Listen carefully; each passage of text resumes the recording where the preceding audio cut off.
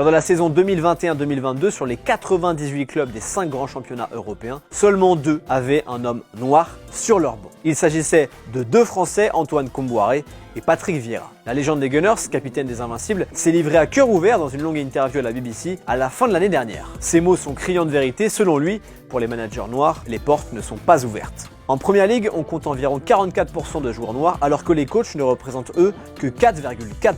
Vieira ne veut pas de traitement de faveur, il ne veut pas qu'un coach soit choisi uniquement parce qu'il est noir, non. Le champion du monde 1998 veut simplement que tout le monde soit logé à la même enseigne. Nous sommes aussi bons que les autres et nous devons avoir ni plus ni moins d'opportunités que les autres. En 2020, Raheem Sterling pointait déjà du doigt ce problème d'opportunité. Steven Gerrard, Frank Lampard, Sol Campbell et Ashley Cole ont tous eu de belles carrières et ils ont tous honoré leur formation pour entraîner au plus haut niveau. Et les 2 seuls qui n'ont pas eu de bonnes opportunités, ce sont les 2 anciens joueurs noirs. Quand Frank Lampard a pris sa retraite, on savait tous qu'il deviendrait un jour le coach de Chelsea. Un peu comme pour Xavi à Barcelone et prochainement, normalement, Steven Gerrard à Liverpool. Mais lorsque Sol Campbell a passé ses diplômes, il n'y a pas eu masse de prétendants. Et on ne peut pas utiliser son manque d'expérience comme excuse. Il a joué près de 20 ans en Première Ligue et connu plus de 70 sélections avec l'Angleterre. Son premier job, assistant pour l'équipe nationale de Trinité et Tobago, alors que Lampard, lui, a obtenu un poste de titulaire d'entraîneur principal à Derby County en Championship. Campbell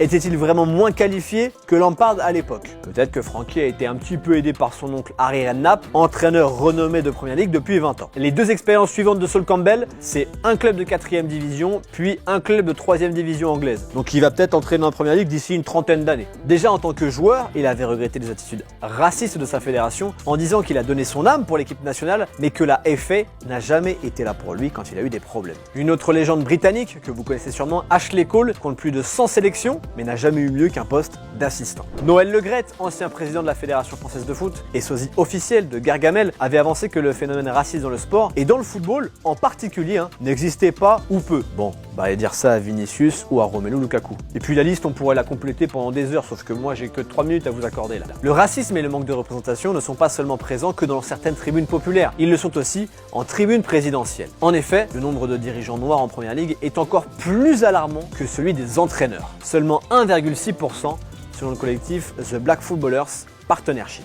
Pour faire face à cela, la fédération anglaise a eu l'idée de créer un code de la diversité. Son but est de lutter contre toutes sortes d'inégalités raciales en faisant tout pour que le microcosme du football cesse de s'appuyer sur son groupe de réseau et donne enfin des chances à tous. Le responsable de cette antenne de la FA, un certain Paul Elliott, avait alors dit qu'il ne s'agissait pas de symbolisme, mais bien d'égalité des chances. Une autre entité a le pouvoir de faire changer les choses, les médias. Le traitement médiatique est différent entre joueurs noirs et joueurs blancs, que ce soit concernant leur vie privée ou leur performance sportive. Pour la vie privée, allez demander à Raheem Sterling en Angleterre. Sportivement parlant, on entend souvent dire qu'ils sont puissants, véloces, rapides. Quand on entend parler de génie tactique, de QI football et de vista, c'est la majorité du temps pour parler de joueurs blancs. Dans un livre sur les stéréotypes raciaux, le sociologue américain Earl Smith a affirmé que les sportifs noirs qui réussissent sont perçus comme peu méritants compte tenu de leur supposée aptitude physique naturelle, alors que les sportifs blancs qui triomphent sont eux présentés comme particulièrement courageux et intelligents. Ce genre de stéréotypes négatifs freine les directions au moment du choix du manager,